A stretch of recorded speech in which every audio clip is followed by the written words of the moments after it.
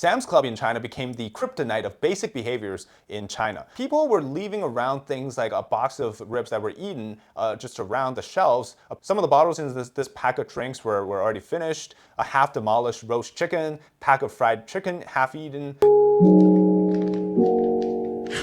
and left behind a box of bread missing a few, probably in somebody's stomach. Turning a $35 membership into a buffet subscription, people lining up to get samples like, well, it is a buffet to them, but gloves to fill condiments? Seriously?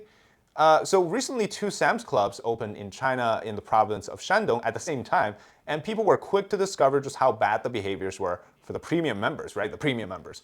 In my opinion, a premium membership won't buy you manners. That's simply the truth, especially apparent in China. Now, a lot of people came in with the mindset of basically getting their 260 yuan worth of membership fee. 260 yuan is like 35 USD, right? Now, what exactly you're supposed to get, or what do you expect to get? Well, other than premium quality compared to outside stores in China, you have big portions for a good price, you probably get great service, after-sale service, refunds, access to sampling, and that's apparently where people thought that this is how they can get their money's worth, right? Sampling. In this video, there's beef samples, and each person was only limited to 1 portion. Well, one woman insisted on taking 2 portions, and the store clerk did not agree, and then, she threw a huge tantrum and made a big scene, forcing Sam's Club staff to cancel the tasting for that product.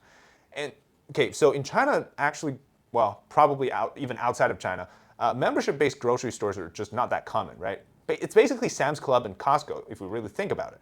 But when you're shopping here in the US, Canada, or I don't know if Europe has it, but for most people, when you go shop at these wholesale stores, I feel like you're more worried about if you can make it out of the store within like 2 hours and not spending $500 than to actually line up for the samples, What I observe when I go shop at Costco is like there's never a big lineup for tasting a sample. I personally never go for the samples because I think there's some sort of a corporate conspiracy to sell you those things because, well, maybe they're going out of inventory. I don't know.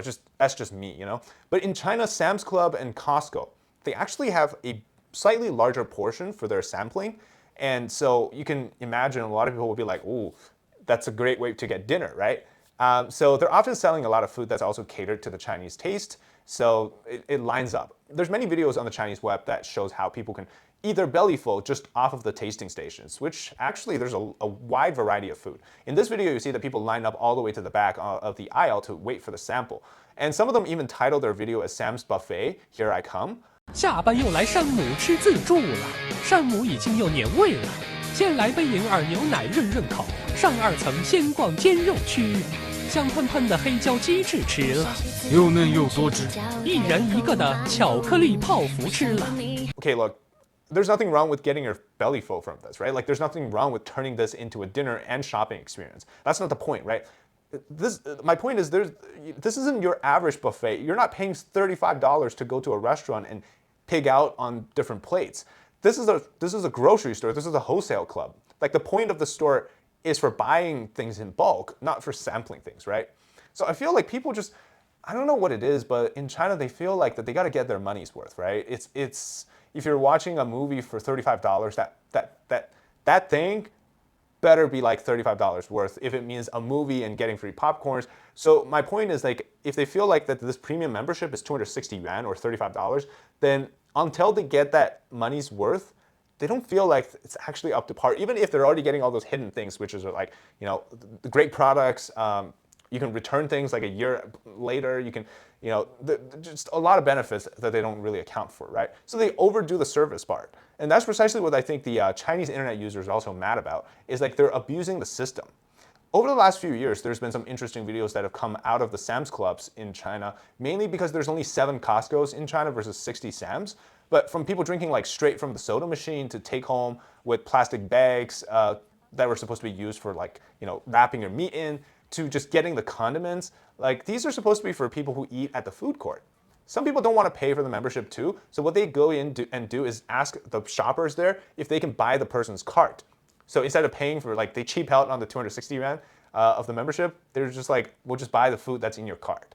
我们还特别看得出来，而且人家这他这说260，是280，你得先买票，不先买了卡再进。我跟你说，你这文花260，280，我来进这个水平来 There's even an ambulance that became a shopping agent for people to get Sam's Club items. Yeah, it's very interesting. Meanwhile, a sign in front of Sam's Club is protesting the membership system, saying that it quote unquote reveals the hidden capitalist hand and all the evil doings that these types of stores are committing.